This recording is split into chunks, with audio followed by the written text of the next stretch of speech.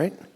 Update in downtown fire. Jake Meshke, our Deputy City Manager, is going to give us that report.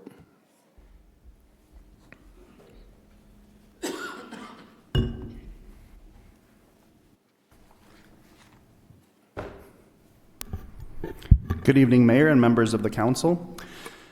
The downtown community experienced a tragic fire on December 30th, starting at Bros Fashions, which is located at 318 Main Avenue. We continue to extend our condolences to the impacted business owners and thank the community who has rallied around them in support. We also want to recognize staff who responded to provide emergency services. A press release went out on January 29th, giving an update to the public and noted the exact cause of the fire was undetermined. The first and continued priority for the impacted buildings is to ensure safety and security. Due to a partial collapse at Bros Fashions within the last 2 weeks, staff took additional action to extend the barricaded perimeter beyond the site for public safety and communicated that information via social media. Staff took further action by condemning the Bros property to ensure a plan is received and provides for the safety of the building owner, their representatives, and any contractors who enter the site. The city has convened a fire response task force consisting of staff from the city manager's office, fire department, police department, public works department, community development department, as well as Brookings Municipal Utilities. The task force has met 3 times so far and will continue to meet regularly with a focus on ongoing communications, next steps for the impacted properties, and a municipal code, policy, and state law review in consideration of peer communities and best practices. A meeting was held with the impacted business owners or building owners in late February to understand how they're doing, action taken to date, next steps, and share city and downtown Brookings resources, as well as inquire about any other opportunities to be of assistance. I'll now provide a brief overview on the status of each of the impacted buildings. All 4 building owners did express their desire to get back in business at these impacted locations. Starting to the south at 314 Main Avenue, known as the Grunwald Building, a structural analysis has been completed on this building and it has been determined that the building is structurally sound. The owner is currently undergoing restoration efforts with a target of the building being open and operational in summer of 2025.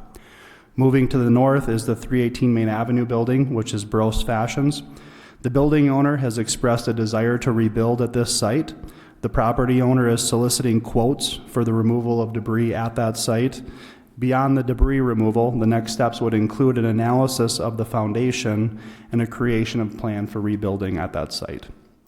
320 Main Avenue, moving north, known as the 7 Songbirds building. This building has been declared a total loss by insurance. The building owner has expressed a desire to rebuild at this location.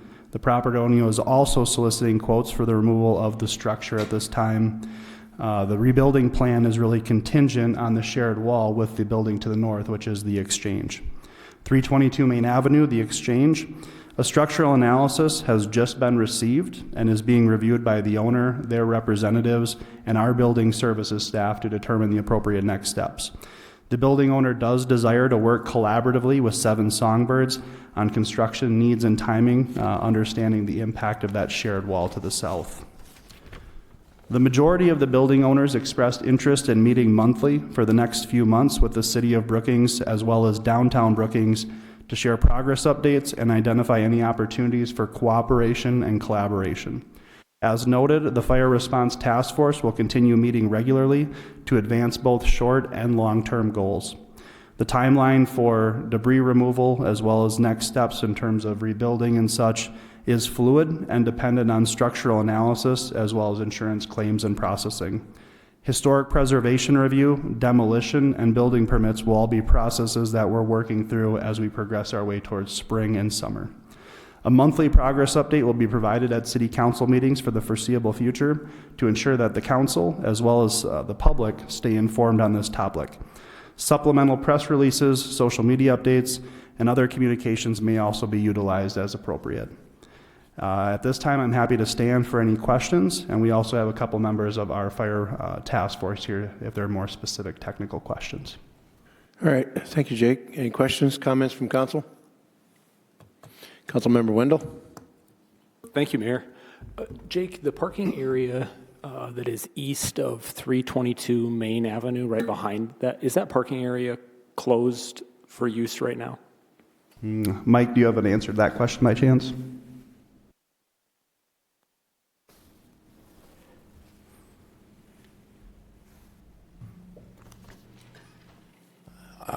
Those areas for 322, just immediately adjacent to the east, is private property. I think right now there may be some dumpsters that are being located there to help with some of the adjacent properties. There is a public parking lot that is east of like 314 Main Avenue that's open. Okay. I was just curious of that area that is sometimes used for parking right off of that alley, if we have any concerns about the exterior walls of 322 Main or 320 Main, if we'd be worried about pedestrians using that space or parking vehicles in that space. As far as 322 and 320 Main Avenue, the rear of the buildings are fine. Actually, the 320 property, there's two buildings. The one that was damaged by the fire is the one on Main. There's a building to the rear that is separate on a slab that was not impacted, and that is fine. The 322 Main Avenue, for the most part, experienced severe smoke and water damage. What Deputy City Manager Meshke mentioned is the main issue with that particular building is they share a common wall with 320 Main Avenue to the south.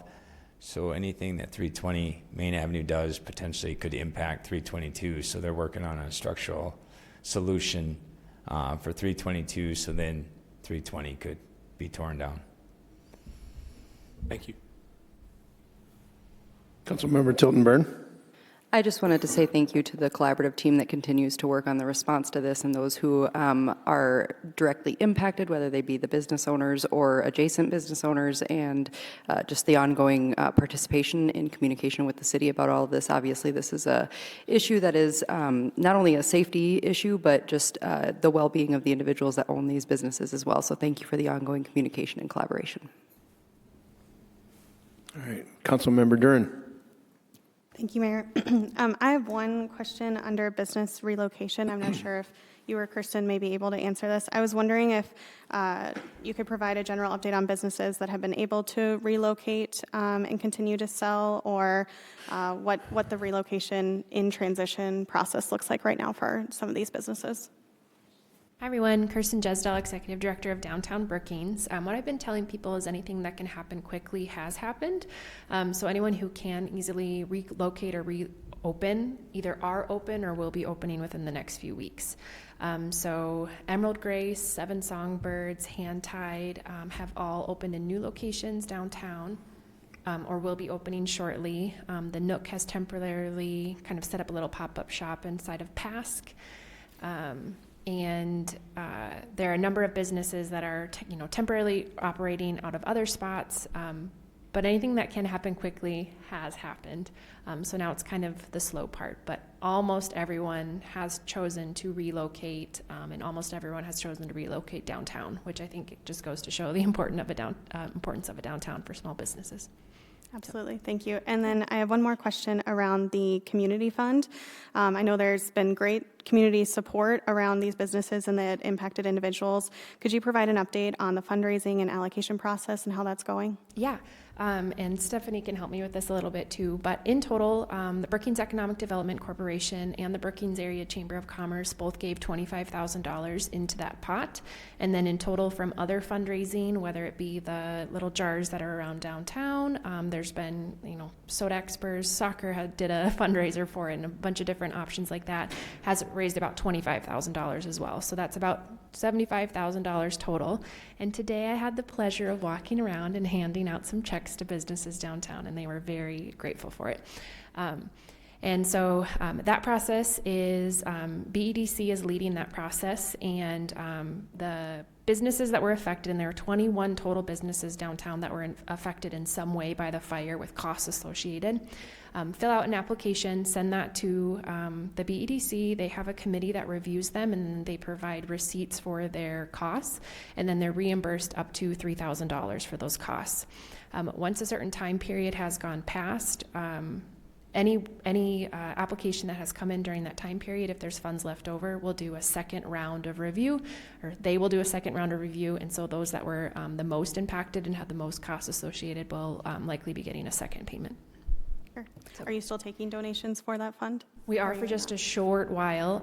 Most of the online donation portal will probably be closed by early next week, but there are a number of fundraisers kind of still happening. So, for example, Socialite is selling some very cute Brookings t-shirts and sweatshirts. So if you want some cute apparel, head there. That goes to help the fire relief fund. So, Thank you. yeah.